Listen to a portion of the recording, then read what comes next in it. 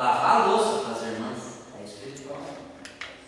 Para os irmãos, dirigir o automóvel, aqueles que fazem entrega, aquele momento que você está dirigindo é um momento espiritual. Por quê? Porque você é um ser espiritual. Por isso, pela essa única razão, que nós somos seres espirituais. Então, algumas considerações apenas a fazer. A história mostra que práticas religiosas são componentes essenciais. Reflexão bíblica, que é o que a gente está fazendo aqui hoje, amor, fé, adoração e perdão. A história mostra que as práticas religiosas sem essas essências culminam na superficialidade e raquitismo, causando prejuízo e ilusão aos praticantes, ou seja, aquela religiosidade engessada. O que é uma religiosidade engessada?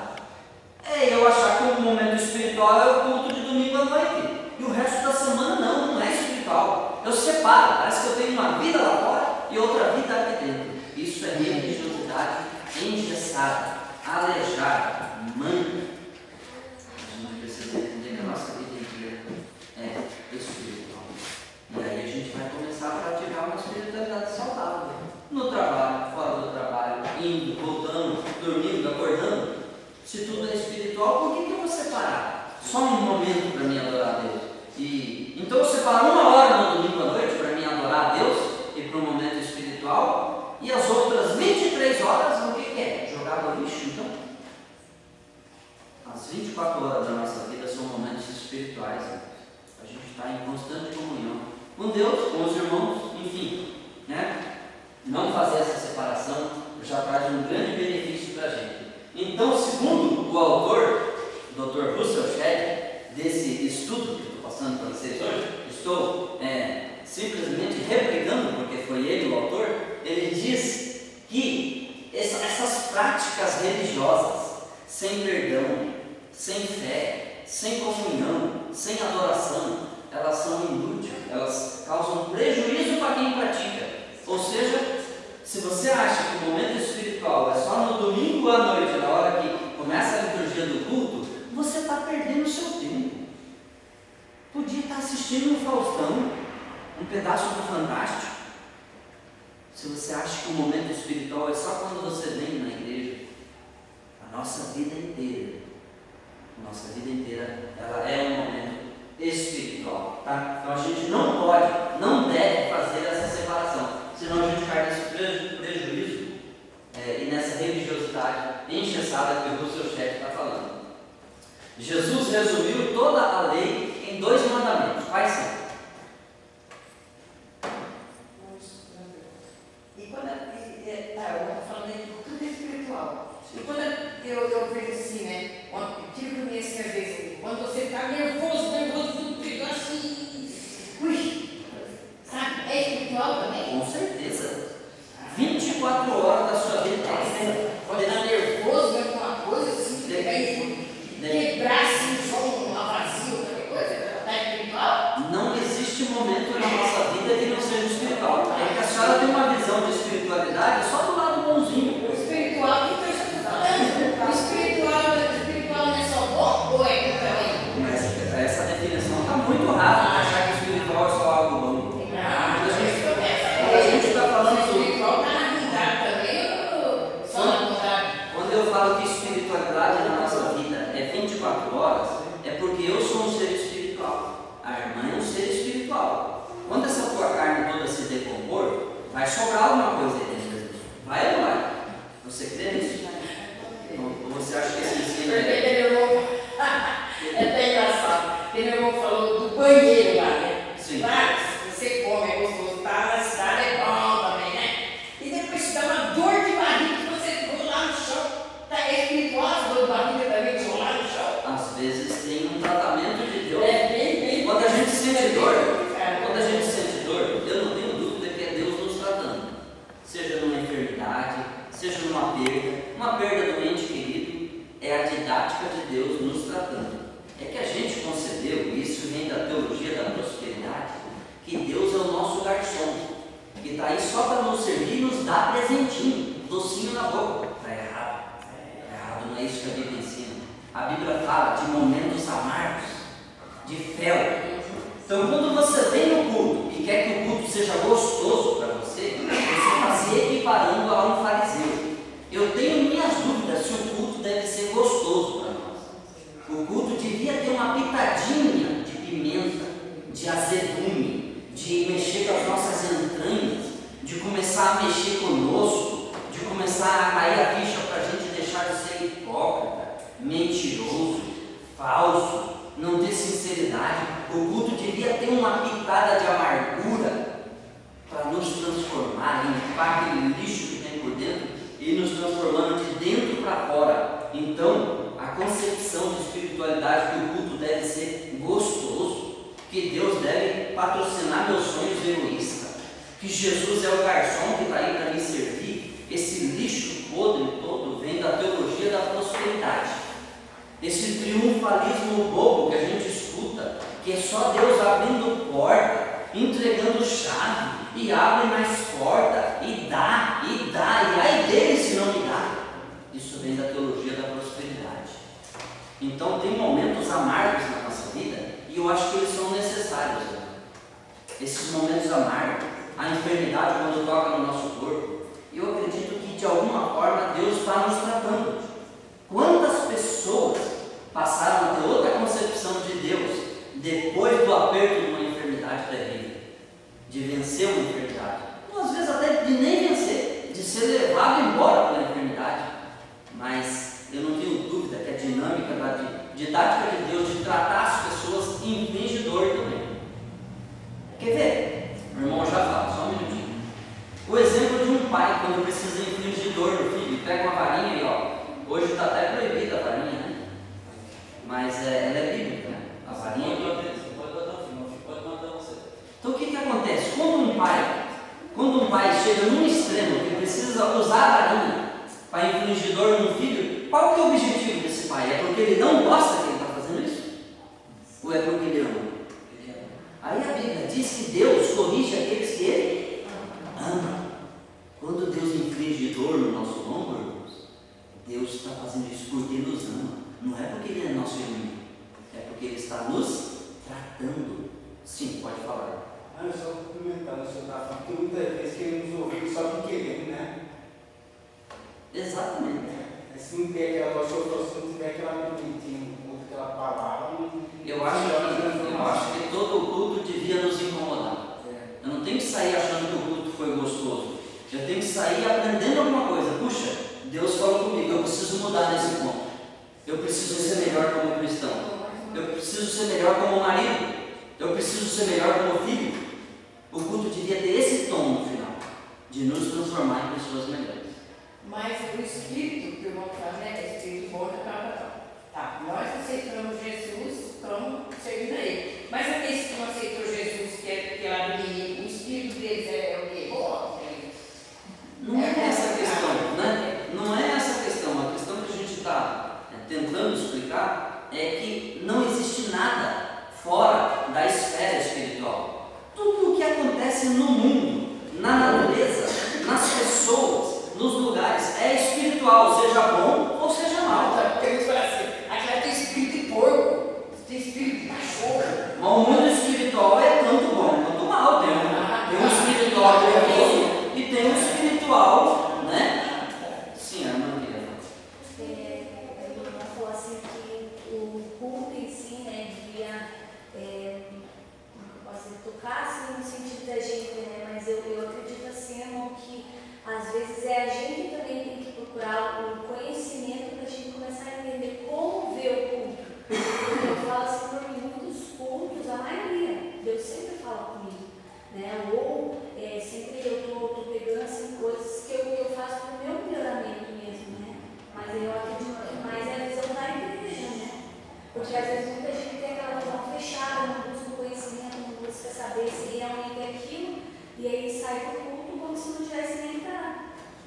O conhecimento, ao meu ver, é aquela luz que faz cair a ficha, que faz a pessoa entender. Então, eu não gosto de monólogo. Você sabe o que é monólogo, né? Um fala e o resto baixa as orelhas e escuta. Eu não gosto disso. Não gosto. Acho que toda pregação devia ter espaço para perguntas e respostas.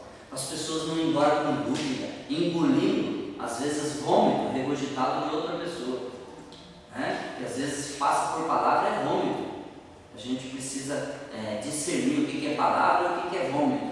Às vezes tem coisa regurgitada aí, que é passada por palavra. Sim. Só para fechar o que a irmã Maria questionou ali, ela falou do espírito bom e mau. O inimigo também é um ser espiritual. Com certeza. É um espírito. Então, Você acha que o inimigo não é espiritual? Ele é só espírito. Ele é todo espiritual, mas negativamente. Voltando para as trevas. Né? Essa foi a forma que eu achei melhor de Ele era um anjo. Ele era o anjo de luz, né? É um ser espiritual. O inimigo das nossas almas é um ser espiritual. Tá? O salvador das nossas almas é um ser espiritual. E nós somos feitos o quê dele? Imagem dele? Logo nós somos seres espirituais, irmão. Porque nós somos a imagem e semelhança dele, que é espiritual, que é espírito. O que eu estou tentando passar, e que se vocês saírem daqui sabendo isso, eu já vou glorificar a Deus por esse estudo, é que não existe nada que não seja espiritual, fora da esfera espiritual, pela única razão que nós somos seres espirituais. E eu falar que todos aqui sejam seres espirituais, né, do bem, da luz, seres espirituais que vão passar a eternidade com Deus, não na escuridão longe de Deus, mas lá na escuridão longe de Deus também é espiritual. Ok?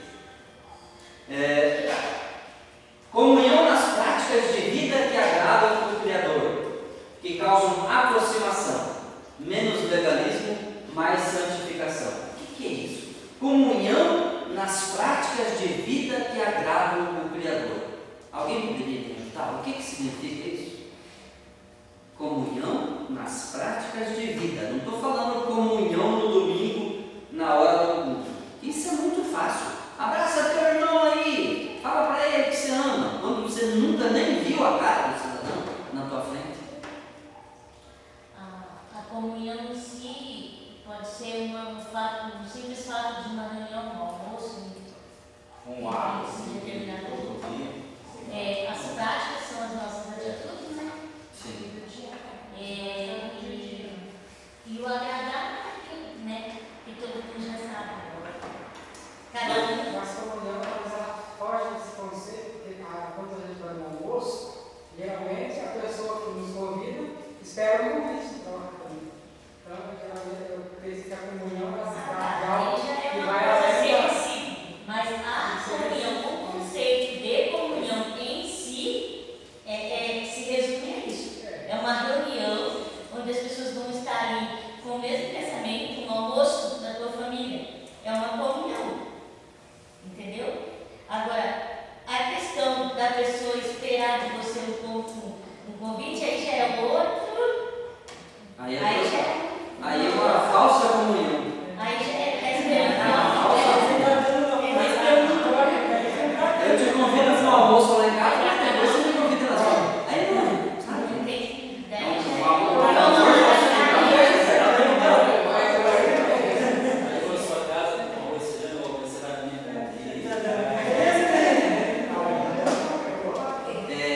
Uma boa dica para responder o que é comunhão é você se sensibilizar com o mandamento de Jesus da gente viver uns para os outros. É uma boa dica do que é comunhão.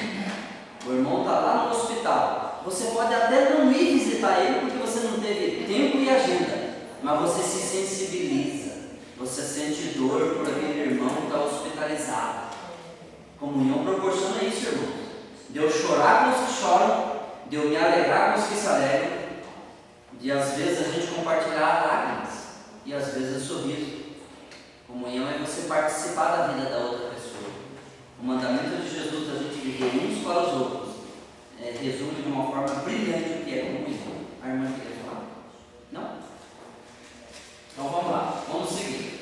Quase sempre relacionamos espiritualidade ao que fazemos. Aqui a gente vai cair um pouco no que a irmã falou antes. Quase sempre equacionamos espiritualidade com o que fazemos. Por exemplo, ir ao culto, cantar no coral, no vocal, pregar, evangelizar, fazer missões. A gente equaciona a espiritualidade com essas coisas que a gente faz. É ou não é verdade? E segundo o seu Shed, espiritualidade não tem quase nada a ver com o que a gente faz. Porque o que a gente faz, a gente pode fazer pela motivação errada, irmão.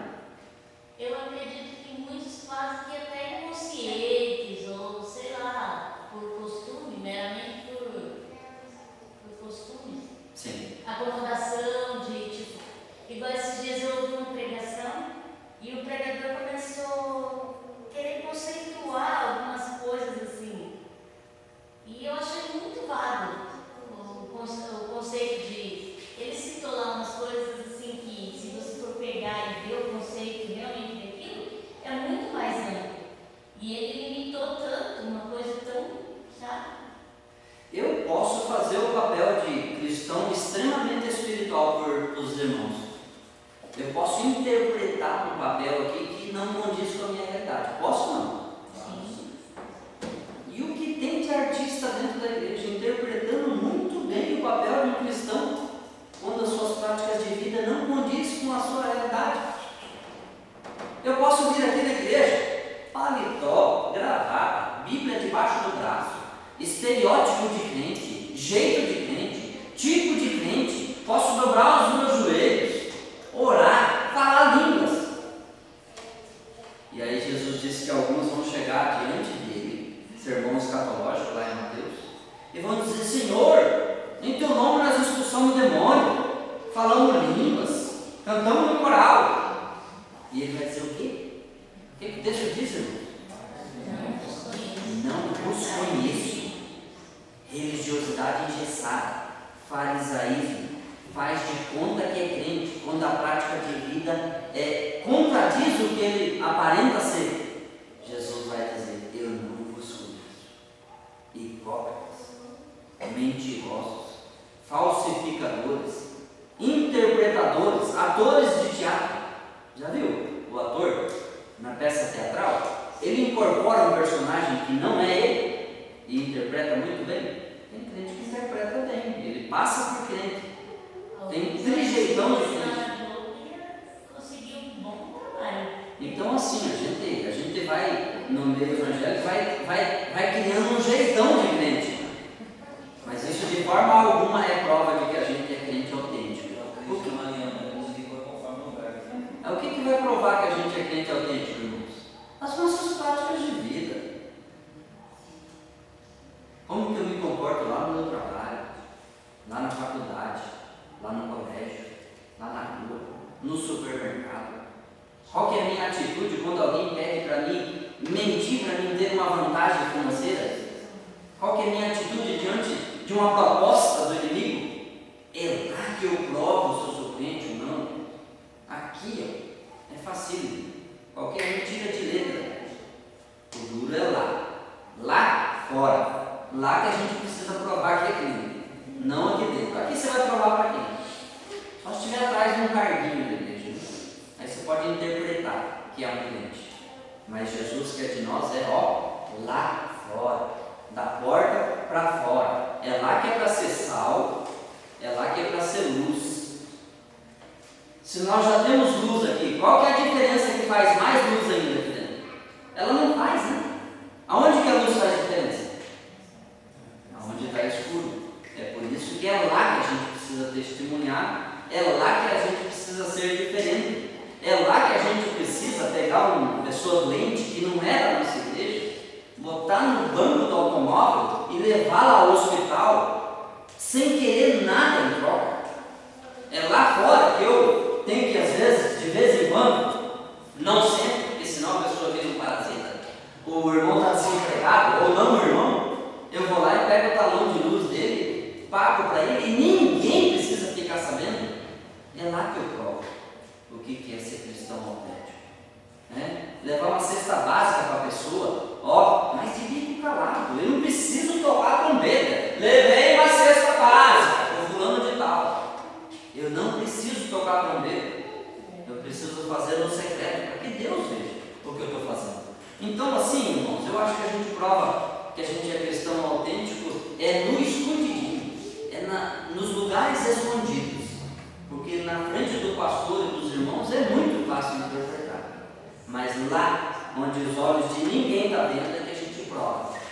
vem os convites, quando vem as propostas, né? É lá que a gente prova ser cristão ou não. Então, a gente está falando de espiritualidade na Bíblia e está aqui uma coisa que não pode faltar na espiritualidade bíblica: amor e perdão.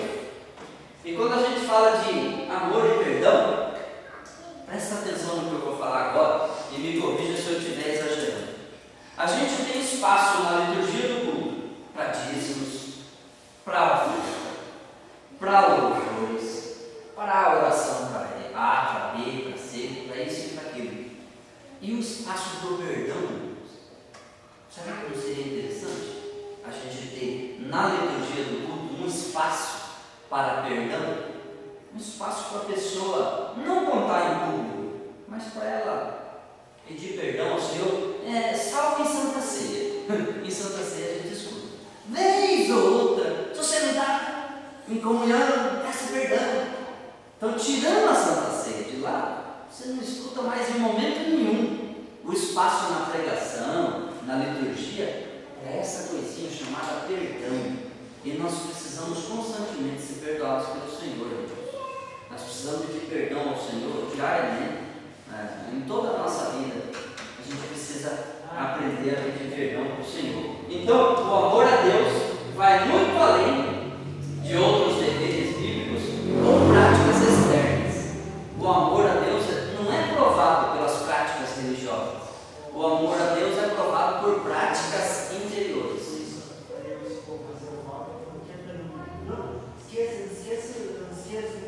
Esqueça quando a gente sai sentindo qualquer, então o amor não sai de ficar de trabalhar, que ainda quer que trabalhando vai receber na outra. Nossa, Perdoa ele, tá? Perdoa ele. Aqui, irmãos, o melhor que você pode falar de alguém é que essa pessoa amou ao Senhor. Um professor nosso do seminário, dando aula sobre a morte, nós vamos falar sobre a morte em escatologia na quarta segunda-feira. A última segunda-feira desse mês, a gente vai falar sobre inferno e morte. Vai ser o nosso assunto escatológico. Mas o professor dando uma aula para nós sobre a morte, ele disse: o que você gostaria que tivesse escrito no seu túmulo? E eu faço a mesma pergunta para você. O que você gostaria que tivesse escrito no seu túmulo? Depois que você já partir dessa vida, teria alguma frase, alguma palavra que você gostaria que estivesse no seu túmulo? Aí teve até uma brincadeira. Um irmão falou assim: sabe o que eu queria que tivesse escrito? Que tivesse escrito, não, que alguém falasse, que no velório alguém falasse: ele se mexeu, ele se mexeu. Aí teve um que falou isso, né? Ou seja, não quer morrer de jeito nenhum, né? Irmãos, eu queria que no meu velório alguém olhasse para o caixão e falasse: ele se mexeu, ele se mexeu. Essa não vale, tá? Mas uma frase que definisse a tua vida, e talvez a melhor de todas seria essa, irmãos: que você amou o Senhor. Não pode ter nada mais lindo na nossa vida do que alguém nós sermos conhecidos de alguém por uma pessoa que amou o Senhor na terra, né? Aí tem homens, né, que são citados na galeria dos heróis da fé, lá em Hebreus, capítulo 11, que foram homens que marcaram a época, né? Pessoas que marcaram a época, que talvez no seu túmulo pudesse estar escrito isso: esse amou o Senhor. Noé era um homem que andava com Deus, né? Diz o texto sagrado. Moisés foi um homem que andou com Deus. Que bom se a nossa vida de cristão fosse resumida nessa frase. Eu quero fazer outra pergunta, não tem muita dúvida. O Espírito Santo fala com a gente, né? Assim, porque muda isso frase, né? O Espírito Santo falou comigo e estou comigo. O Espírito Santo, assim, ele fala com a pessoa com a voz ou assim, instantaneamente no pensamento? Bom, porque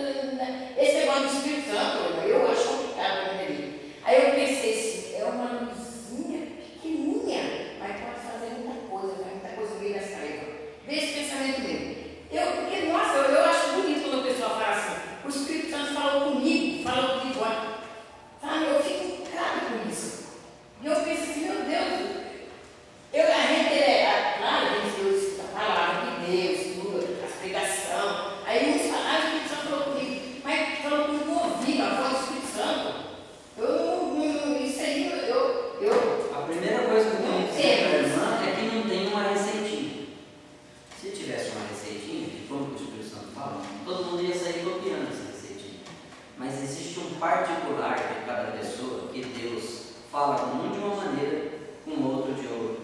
Uns ele fala em voz audível ao ouvido, com outros ele coloca o pensamento dentro da psique, dentro da mente. Na hora, sim. E é o mais preferido meu, é dessa forma. O Espírito Santo fala colocando na minha mente pensamentos, sabe? E assim também, só que eu preciso, meu Deus, eu preciso dessa voz do Espírito Santo, a voz de Deus, que tanto esses crentes, outros pastores falam, outros assim, quando eu falo, eu escutei a voz de Deus, Deus me falou no meu ouvidinho perto de mim assim. Eu fiz Segunda-feira passada, acho que deve ter algum testemunho que estava no culto segunda-feira, aqui no culto das 12h30 da tarde.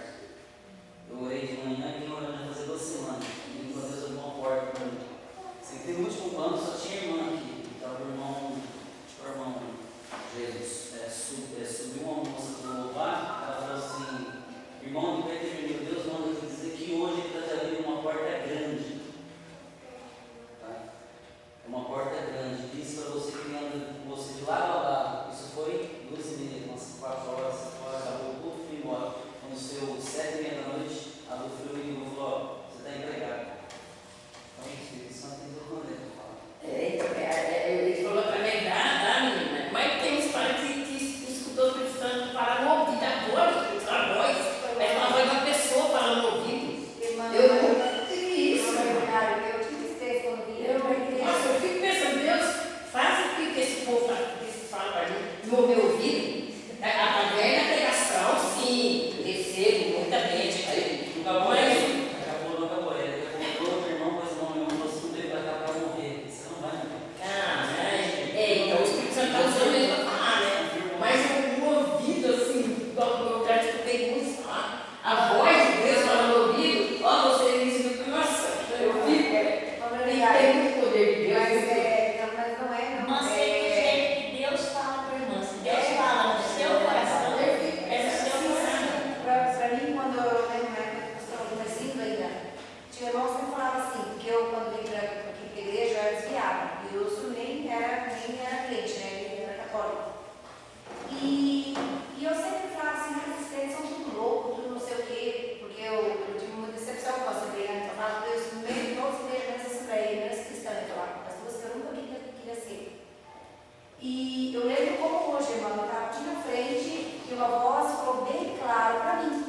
Só que foi uma vez só. Pois é, isso que eu queria. Foi falar, mas aquilo foi para mim porque o jeito que eu estava vindo, Deus estava se desagradando demais. E eu conhecia a palavra. Porque Deus falou. E falou, uma vez só. Mas Mas fala outras coisas hoje em dia, mas na voz, ele mesmo Irmã, foi. segura essa questão que ela vai ser respondida. Nós vamos tocar exatamente nesse ponto. Mas a irmã não vai, isso que eu falo, a irmã, porque Deus, a Escritura não fala assim, no vida, a irmã que a irmã está errada. Não sei, eu acho bonito. Eu recebi também quando a pessoa fala, Deus falou no meu coração. Eu fico com aquilo dentro. Eu senti isso também, sabe? Essa que é uma coisa, né? É por isso, parece que Deus, né? Eu estava desanimada de que hoje, né? Sozinho, vou estar sozinho. Mas Deus toca na minha vida, né? Para o espiritual, eu vou lá, porque muitas coisas a gente fica preocupado, pensando. Por quê? Não por quê, né? Aí Mas, sim, né? meu irmão, viva a sua própria espiritualidade com Deus. Não copie a receita do vizinho. Porque Deus pode se materializar como um vento na frente de uma pessoa e falar com ela num vídeo muito de fogo e com a sua nunca acontecer. Tenha a sua própria espiritualidade com Deus. A do outro não serve para mim. Sabe? A espiritualidade do outro não serve para mim. Eu tenho que ter a minha própria. Esse é um princípio muito básico de espiritualidade. Eu ter a minha com Deus, não querer copiar a espiritualidade do vizinho. Tá? Tem uns que são sacudidos pelo Espírito Santo que saem plantando bananeira. Não, isso aí eu quero escutar a voz, né? Escutar a voz, pensando no meu ouvido. Quem sabe ele te concede? Quem sabe ele te concede isso aí? Ou quem sabe ele nunca vai te conceder pra você ficar na sua. Eu estava olhando no banheiro, eu estava tomando banho no banheiro, escutei a voz do Espírito Santo que fala comigo, falou a voz, escutei a voz, eu fico assim, gente, né? Olha, é coisa de Deus isso, sabe? Irmãos, nós estamos falando sobre o amor e o perdão, que são características de espiritualidade. Quem achava que amor e perdão não é espiritual, eu estou defendendo isso. Amor e perdão são práticas de um ser espiritual,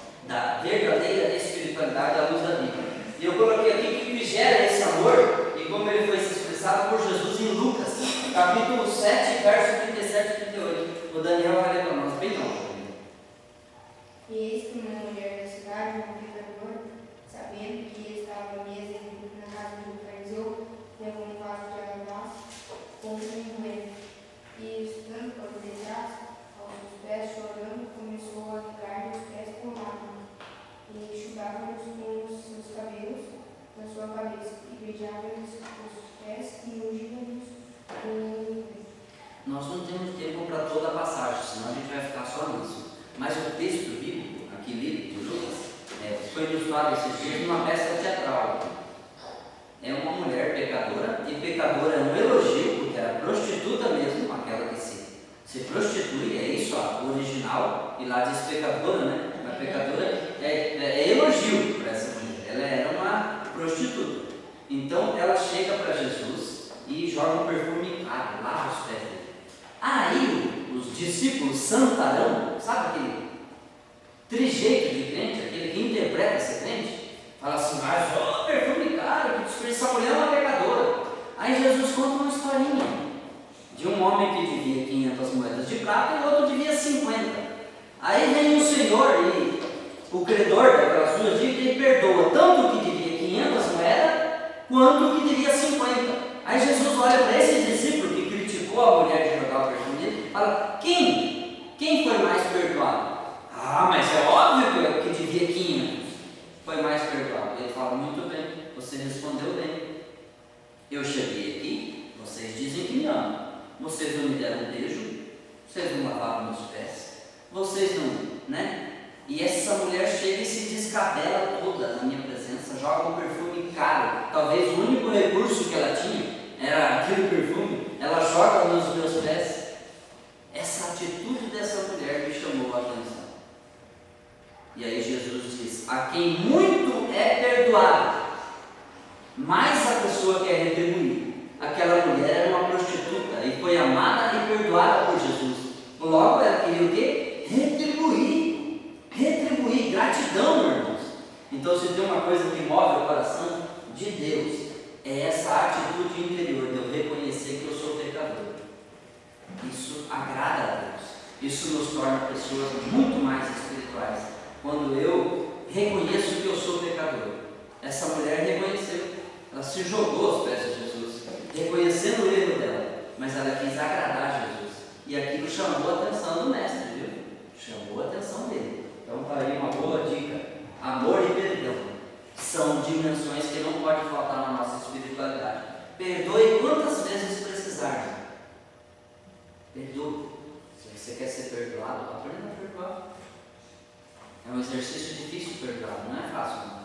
Às vezes o orgulho não deixa, né? Aquela barreira chamada orgulho, difícil de lidar com ela, mas às vezes é preciso derrubar a muralha do orgulho para aprender a perdoar.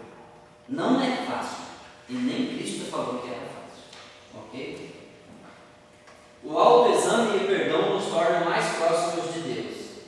Atitude interior, convicção de ser pecador. Tem a passagem do centurião. O centurião era o chefe de uma guarnição romana, que ele precisa de um favor de Jesus para um filho dele, um criado. Só que ele diz assim, olha, eu não sou digno que o Senhor vá na minha casa, mas tão somente o Senhor, né, faça esse milagre acontecer, e mesmo à distância, o meu criado, o meu filho vai ser curado. A atitude desse centurião romano de se achar indigno de que Jesus vá à sua casa é uma atitude que chamou a atenção de Jesus. Ele quis dizer, eu sou tão pecador, Jesus, mas tão pecador que o Senhor nem deve entrar na minha casa, de tão pecador que eu sou, mas eu sei que o Senhor pode curar o meu filho que está lá enfermo. E isso moveu o coração de Jesus. Então tem coisas que movem o coração de Jesus, viu? E não é o tamanho do teu dízimo. O tamanho do dízimo não move o coração de Deus em nada, nem um centímetro do lugar. Mas a atitude de você reconhecer que é pecador, que necessita, que carece do perdão de Deus, isso mexe com Deus, irmãos. Mexe. Tá? Atitude interior, aquilo que os olhos não veem. Aí tem uma frase dos Agostinho, né?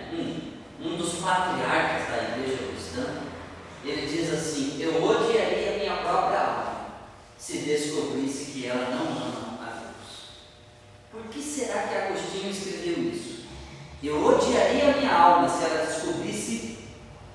que não ama a Deus. Agostinho estava convicto de enganoso é o coração do homem. Nós às vezes achamos que amamos, mas é por interesse, interesse financeiro, interesse em favorzinho. Nós queremos um favorzinho de Deus para isso, para aquilo, que Ele nos livre disso, que Ele nos livre daquilo. E aí alguém um dia disse, será que seria possível nós seguir a Jesus a troco de nada? Se Jesus não prometesse a vida eterna para nós, ainda assim nós o seguiríamos? E isso cada um deve responder a si próprio. Se eu sigo a Jesus pelo que Ele é para mim, ou pelos docinhos, pelos souvenirs, pelos presentinhos. A troco de que nós estamos servindo a Jesus? Se era através em troca de presentinho, você precisa mudar a sua maneira de pensar. Para ser uma pessoa mais espiritual, não deve seguir Jesus pelos presentinhos. Fale. Ou medo do inferno. Ou medo do inferno, pior ainda. Pior ainda. Uma motivação terrível. Você seguir Jesus por medo do inferno ou pelos presentinhos que Ele pode dar. Cuidado. Essa é uma espiritualidade engessada e vazia.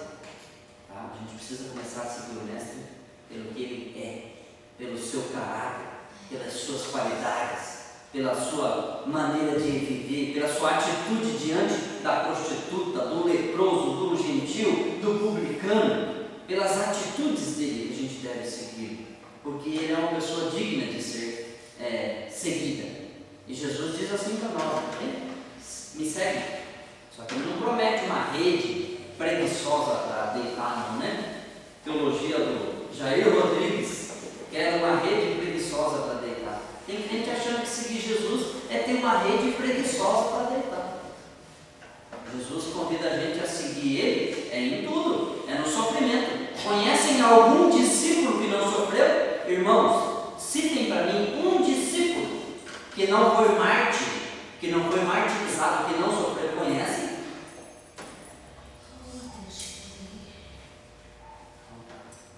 Ainda falando sobre o amor e perdão.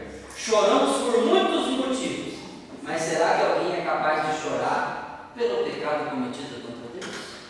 Pela ofensa cometida contra Deus? Nós cometemos ou não, irmãos, ofensa contra Deus? Cometemos ou não coisas, atitudes que ferem a santidade de Deus? E será que a gente é capaz de derramar uma lágrima por isso? Chorar pelo pecado cometido? Dificilmente.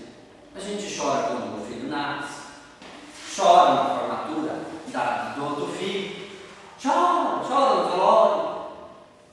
Mas será que a gente é capaz de derramar uma lágrima pelo pecado cometido contra Deus? Contra a santidade de Deus? Isso é espiritualidade na Bíblia, irmãos. Nem dá ibope o que eu estou falando, mas isso é espiritualidade na Bíblia.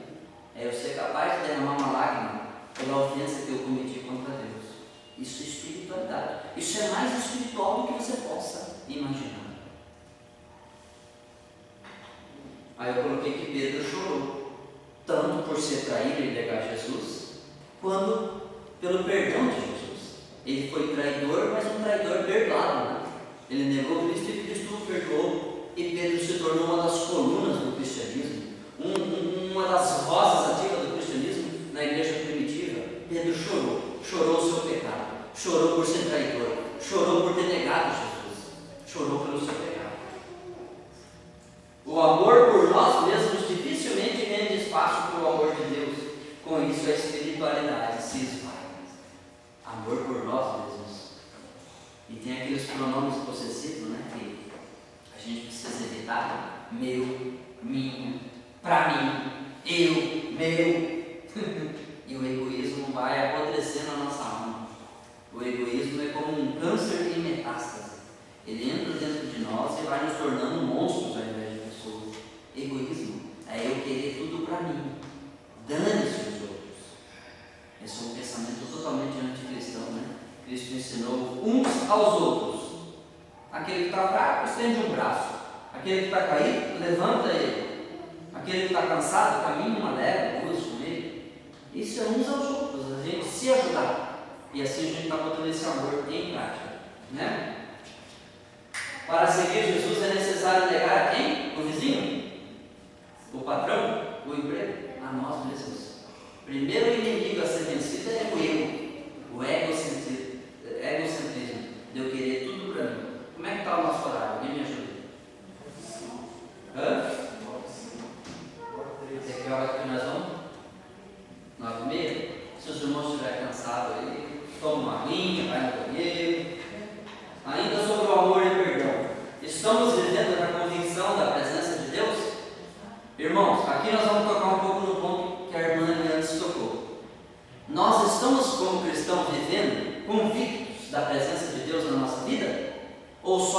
domingo na hora do culto?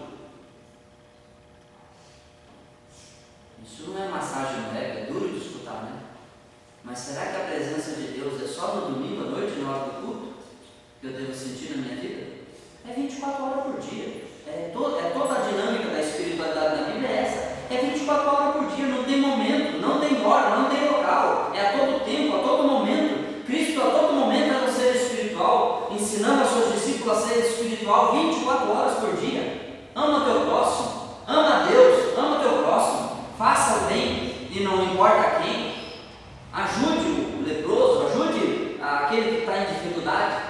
Jesus ensinou espiritualidade 24 horas por dia. O modelo de Jesus é espiritualidade em todo o momento, tá? Nossa alma está repleta de manchas e corrupção, invisível a nós mesmos. Precisamos da luz de Deus que clareia a nossa consciência. Daí nós vamos enxergar nossos pecados. Então, se tem uma coisa que não deixa eu enxergar o meu pecado, é isso daqui, ó, se chama o egoísmo, o egocentrismo.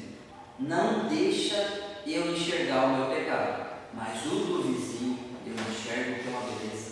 Em lentes de aumento, eu enxergo o pecado do vizinho, mas o meu está invisível a mim mesmo. Aí esse autor, Neumann, ele diz que eu preciso da luz de Deus que clareia a minha alma e tira as escamas dos meus olhos, para mim começar a enxergar meus próprios pecados e não o do vizinho. O pecado do vizinho é do vizinho, ele que se resolva com Deus. Eu preciso olhar de quem? O meu pecado, né? Outro escritor, Packer, observa que Paulo, ele amadurecia à medida que crescia para baixo, em humildade, santidade e convicção de que era o pior dos pecadores. Então Paulo não é daquele que gostava de exibir seus diplomas, de falar vários idiomas, mas esse escritor disse que ele crescia para baixo, em humildade. Humildade é o que está faltando para muitos obreiros, para muitos pregadores estrela, né, que já cobram fábrica para entregar, né? Até para chegar no camarada tem que falar com os assessores antes, de tão importante que são. E aí, segundo o Packer, a gente precisa da luz de Deus para nos fazer enxergar nosso próprio pecado. Amor e adoração. A gente falou que amor e perdão faz parte da espiritualidade da Bíblia, mas amor e adoração também faz parte. No contexto de Corinto, a falta de amor invalidava todo e qualquer dom.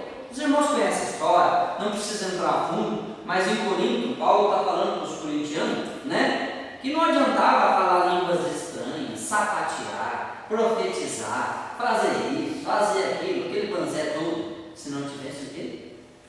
O amor. Então a falta do amor, ela invalida qualquer dom espiritual. Não é paracletologia, não é para falar dos dons do Espírito hoje, nós vamos falar mais para frente conforme o cronograma. Mas o que essa frase está dizendo, o que Paulo está falando aos Coríntios, é que se tiver todos os dons espirituais, mas não tiver o amor, ó, de nada valeu. Vai tudo pelo ralo os dons, se não tiver o amor. Então o amor deve ser essa coisa que rega os dons espirituais, os dons ministeriais, para o bom andamento do corpo de Cristo, ok? Quando há interesse próprio que se sobrepõe ao amor de Deus, o culto perde a sua pureza, a espiritualidade fica desvirtuada. Então, olha só, quando há interesse próprio que sobrepõe ao amor de Deus, que seja mais importante que o amor a Deus, a espiritualidade torna-se vazia. Então esse amor, essa paixão por Cristo, né, pelas Sagradas Escrituras, esse amor nosso por Deus, deve ser o elemento mais importante a ser cultivado na nossa caminhada cristã. O amor a Deus. E por isso que eu perguntei no início da fala que Jesus resumiu toda a lei em 2 mandamentos, né? Quais eram? Ama o Senhor, teu Deus e o teu próximo como a ti mesmo. É o amor vertical, é o amor horizontal. Nós para Deus e nós para os outros. Sim. Esse é o que ama e o que não ama o irmão, mas não gosta dele. João 3,15. Qualquer que aborrece o irmão, não gosta, não ama o seu irmão, é homicida. E vós sabeis que o homicida tem permanência na vida eterna. Conheceis a caridade é nisso, que ele deu a vida por nós devemos dar a vida pelos irmãos. Então, que não ama. Agora, para um pouco, vamos pensar. Vamos só pensar nisso daí. E no que Jesus falou, que a gente deve amar a Deus sobre todas as coisas, o próximo como a nós mesmos. Eu não sei qual que é o mandamento mais difícil. Eu preferia ficar com o decálogo, os 10 mandamentos, ao invés desses 2. Jesus dificultou a coisa. Presta atenção. Amar a Deus sobre todas as coisas, é fácil ou não? É fácil falar. Eu quero ver fazer. Isso sim é uma prática da minha vida. Amar a Deus acima do meu emprego, do meu diploma, dos meus sonhos, dos meus projetos. Se você estivesse no 5º ano de medicina e Deus falasse, vai para a África fazer trabalho missionário, alguém será que ouviria? Não, essa voz é do diabo, meu Deus. Por quê? Por quê? Porque nós não amamos a Deus sobre todas essas coisas. Nós amamos a Deus sobre algumas coisas que nos interessam. O amor fingido. Então, amar a Deus sobre todas as coisas é um mandamento extremamente difícil. E o segundo, mais ainda. Amar o próximo como a mim mesmo. Quando é para dar uma coisa para o próximo, eu dou o meu melhor paletó, meu melhor sapato, o meu melhor, eu dou o meu melhor. Vamos ser sinceros. Aqui um espaço que o Espírito Santo dá entre nós. Eu dou o meu melhor para o meu próximo. A gente dá o osso para ele morrer. A gente dá o que sobra. O sapato quando já está furado, o terno quando já está surrado. Existem 2 posições aí. Tipo, quando você ama aquele próximo, é mais fácil. Você, independente de qualquer coisa, você faz. Agora, quando o próximo é uma pessoa que, tipo, não é próxima, né? E, tipo, também, às vezes, não contribui muito para que esse amor venha, sabe? Aí fica mágico. Eu sei, André. É mágico isso aí, né? Então, são coisas que dependem só da gente. Sônia, não é fácil fazer, praticar esse amor. Não é fácil. É uma barreira. Só que, qual que é o modelo que Jesus ensinou de amar? Aqueles que estão bem próximos de nós? Jesus falou, amem os nossos inimigos. Amem aqueles que querem o mal de vocês. Esse é o amor que Jesus exige de nós. Porque amar aquele que convida a gente para uma churrasqueada no fim de semana, facílimo. Difícil é amar aquele que nos persegue no ministério, aquele que é pedra de tropeço no nosso caminho. É esse que Jesus mandou amar como o teu próximo. Aí ficou mais difícil ainda, né? A irmã queria falar? Mas eu creio assim que o Senhor dá oportunidades, né, para a gente mudar o nosso conceito, né? Como hoje Deus está dando a oportunidade talvez da gente refletir, né? Isso. E talvez buscar isso, porque somos realmente pecadores, falhamos, né? Isso sem dúvida, né? Mas a cada dia a gente está buscando tentar fazer. Não é fácil, mas não é impossível. Não é impossível, senão Jesus não teria ensinado. Porque um ato que a gente mude, alguma coisa que a gente tem, Deus vai trabalhando na gente também para a gente tentar mudar, né? E o espaço para o perdão, né, irmão? O espaço para o perdão é uma boa dica. Quando há espaço na nossa vida para perdão, essa distância entre amar o nosso próximo ela diminui. E o que era tão difícil e quase impossível se torna possível quando há perdão. Não esqueça da primeira fala que a gente falou: amor e perdão. Então, o espaço para o perdão ele é uma boa ferramenta para ajudar nesse processo de eu aprender a amar o que não é tão próximo assim de mim. Não é fácil, mas não é impossível. Sim. Pessoas assim que estavam me confrontando, me perseguindo. Aí a minha avó, assim, conversando com ela, ela mostrou de manhã que eu estiver indo, vai olhando, intercedendo por essas pessoas que Deus vai fazer a obra. E realmente aconteceu isso. Orar para aquelas pessoas que estão me perseguindo é difícil. Difícil. É difícil porque você tem que romper a barreira do O meu orgulho às vezes não me deixa orar por aquilo que me persegue. Mas se fosse fácil, Jesus não estaria com as costas tudo rasgadas, de tanto levar pancada, né? Os discípulos, a mesma coisa. Se fosse fácil, não teriam sido mártires do cristianismo. Não é fácil não. Ser cristão é uma luta. Nós nem sabemos o que é perseguição cristã. Nós nem sabemos o que é isso. Tá? Tem países aí que pessoas estão sendo queimadas vivas. Tá? Queimada para divertir os outros que assistem a polícia. Em pneus. Só amarra a pessoa no poste, alguns pneus embaixo, taca fogo nos pneus. Aí a pessoa vira nem nada, né? Derrete, que nem uma gelatina. Né? Nós não sabemos o que é perseguição religiosa, porque estamos num país livre, democrático. Se você quiser adorar um cabo de vassoura ali fora, você adora. A lei te permite adorar. Porque o nosso pensamento é bem pequenininho. Daí, certas horas, no livro de Jesus passou muito pior, né? A gente sempre precisa olhar para trás e saber que para trás de nós tem gente que já sofreu mais, que já passou uns maus pedaços, né? Uns pedaços amargos. E isso deve nos impulsionar a caminhar mais um pouquinho, né? Olhar os mártires, olhar os grandes homens de Deus que Deus já levantou para defender o cristianismo, o evangelho, né? Eu coloquei o exemplo do casamento. Alguns casamentos esfriam, irmão. Sim ou não? Casamentos esfriam. Quando o amor não é regado, esfria. Assim é o nosso amor por Deus. Se ele não for regado, vai esfriar. E os cultos onde o amor de Deus não é regado, vai esfriar. Daqui a pouco o culto vai parecer mesmo um velório. Por quê? Porque o amor de Deus não é regado, não há espaço para perdão, para a prática do amor. Então, o exemplo do casamento ele é fantástico, porque assim como o casamento pode esfriar, o nosso amor por Deus também pode, não deve, mas pode acontecer, ok? A fé é outro elemento indispensável na espiritualidade das Escrituras. E quando eu falo de fé, eu preciso exemplificar para vocês.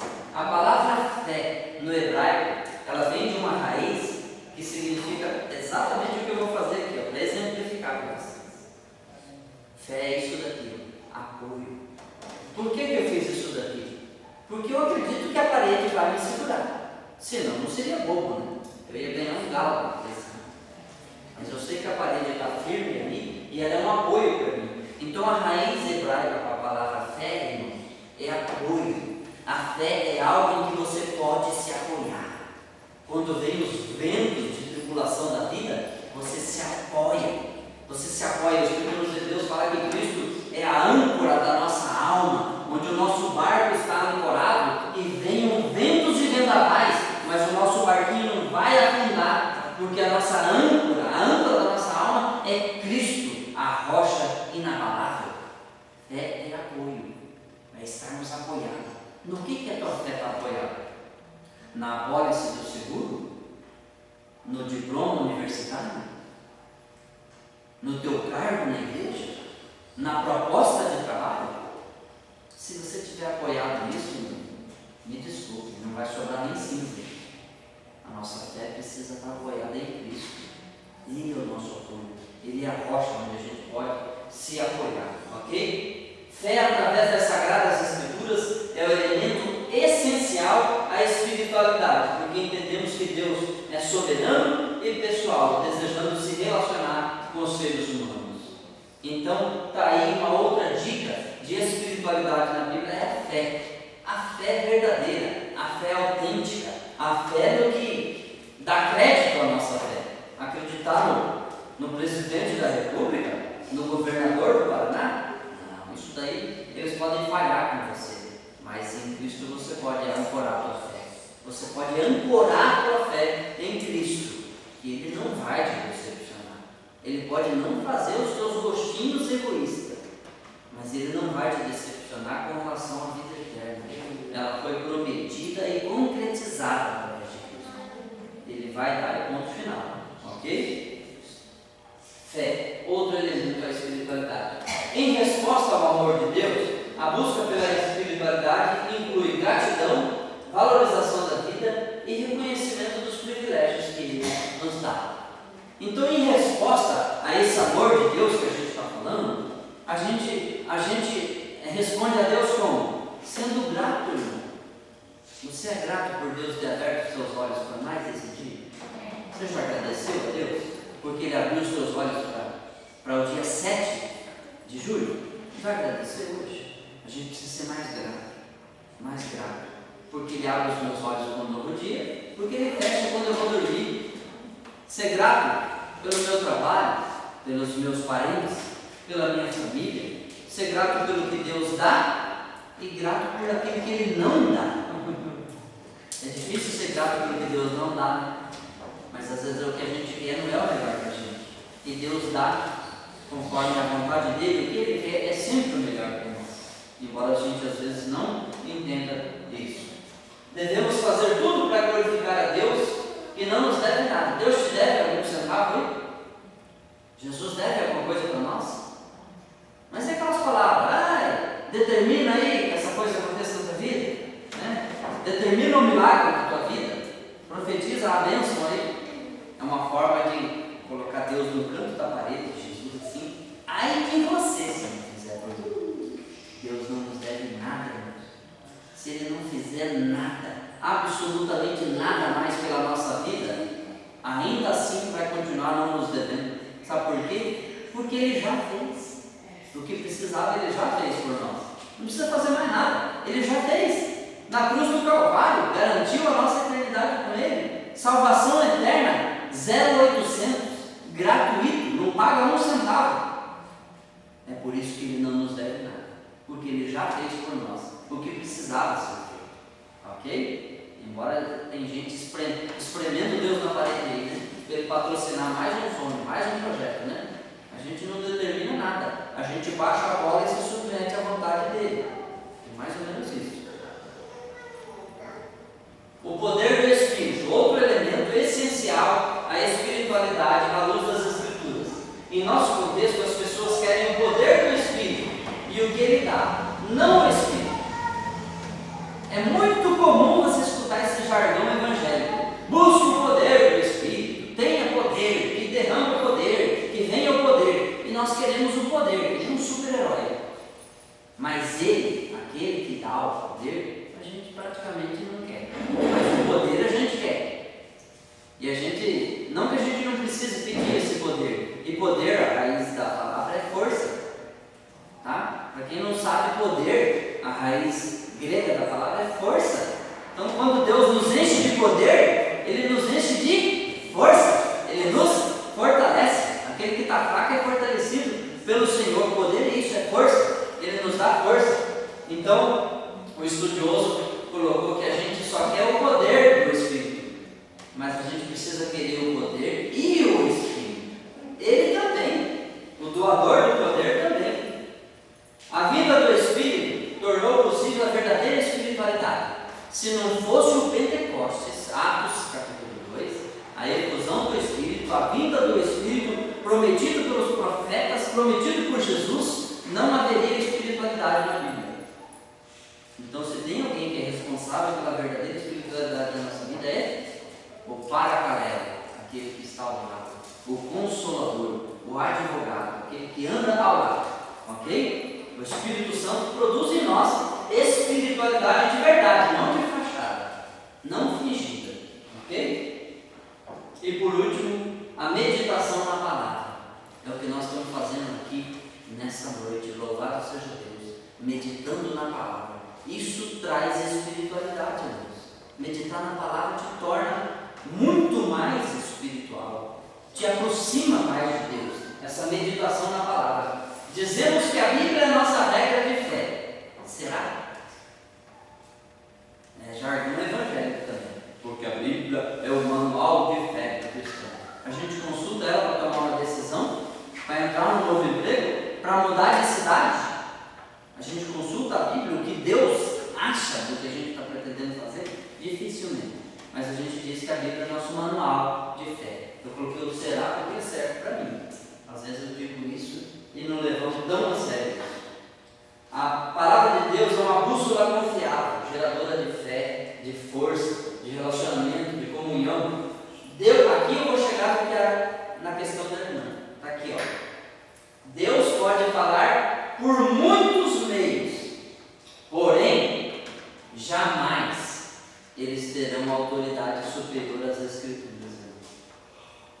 sabe? Ah, eu fui no monte, Deus se materializou numa forma de um fecho de luz e falou comigo. O problema é seu. Isso é uma experiência sua. Isso é uma experiência só tua com Deus. Não diz respeito em nada. Nada. E os gravetos que cantou, o problema é seu. É uma questão tua com Deus. Não tem nada comigo isso. Nada. Então Deus pode falar de N maneiras. Pode falar através de uma mula? Pode. Pode através de falar de um jumento? Pode. Pode falar através de um bêbado? Pode. Pode falar através de um doutor? Pode. Mas nenhum desses meios que Deus usa para falar vai superar as Escrituras Sagradas. Nenhum. Então qualquer forma de manifestação divina, de poder sobrenatural, de sinal, de maravilha, tem autoridade maior das Escrituras Sagradas, porque ela é a própria revelação de Deus. Então vamos ficar com a palavra? Amém? Ah, se você sair por aí vendo graveto pegar fogo e gente sendo arrebatada, você não se preocupe não. Fique com as Escrituras Sagradas. Deixe que as pessoas tenham suas experiências com Deus. E nós também temos que estar abertos a experiências com Deus. Tem uma abertura para possíveis experiências sobrenaturais. Porém, a palavra de Deus é o nosso guia maior. Nada vai poder superar a palavra de Deus em termos de guia espiritual da nossa vida, ok? Estamos entendidos? O irmão queria falar? O que acontece sobre Cuiabá, pastor? Então, o que acontece? Tem muitos pregadores hoje que vai daqui 15 dias ele vai te dar a sua bênção, né? Daqui 30 dias ele vai te dar a sua bênção. Chega a hora a pessoa não recebe, você está lá frustrando. Muitas pessoas estão saindo da igreja e são Jesus. Frustradas. Frustradas. E assim Deus falou, 15 dias já recebeu a sua bênção. Passa 15 dias. Eu não tenho tempo para entrar no meio, para contar um caso que aconteceu aqui no nosso meio. Mas foi assim.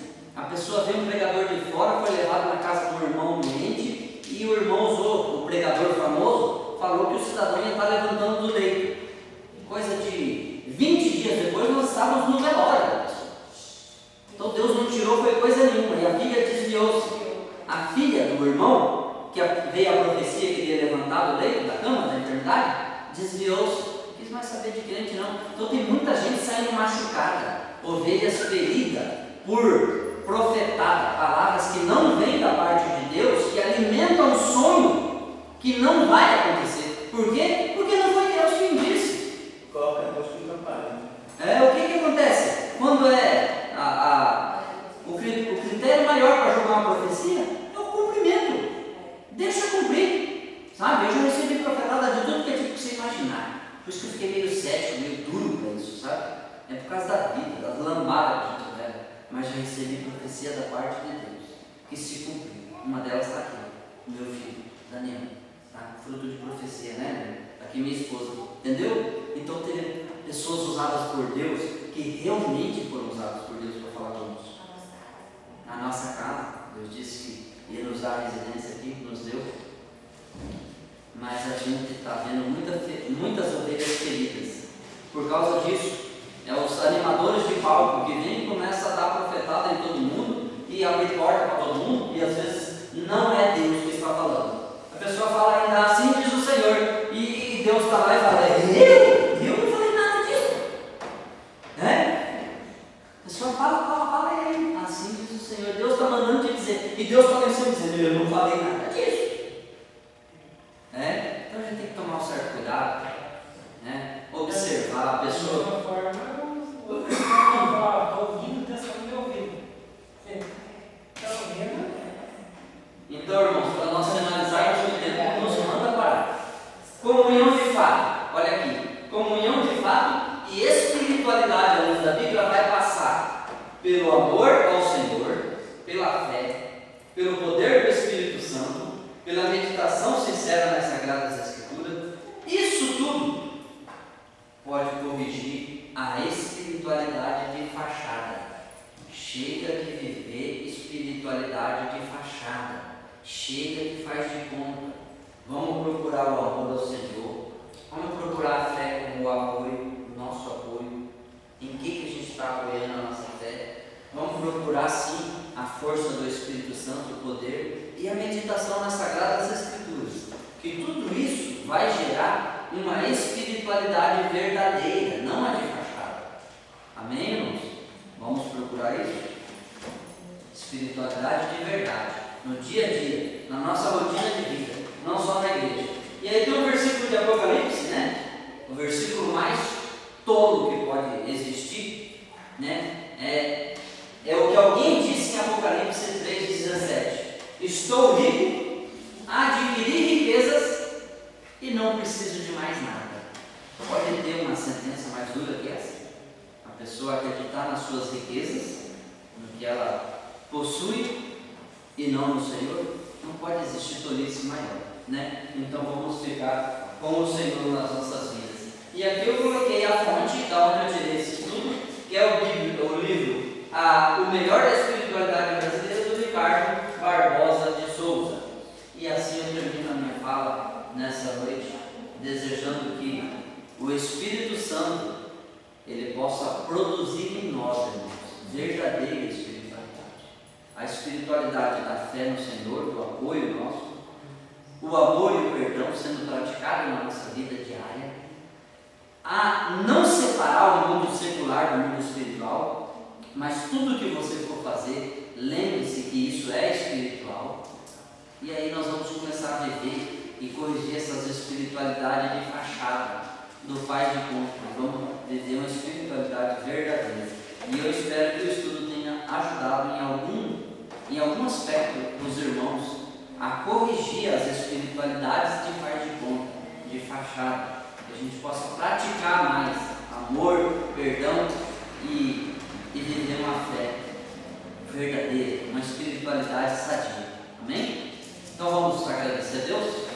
Alguém está feliz e gostaria de fazer essa oração? Nós estamos em família, você tem liberdade. Se alguém tiver vontade e quiser fazer essa oração final de agradecimento, nós já nos despedimos daí. Alguém quer orar? Ninguém? Você, Rebeca? Então, minha filha. Quer orar?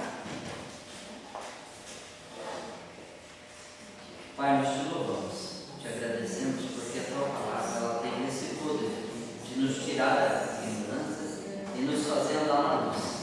Nós estudamos hoje sobre a espiritualidade das Sagradas Escrituras, que envolve o amor ao Senhor, esse amor verdadeiro, o perdão ao próximo, a fé verdadeira em Cristo como nosso apoio, e nós falamos que todos esses elementos, eles conduzem a uma espiritualidade sadia e verdadeira.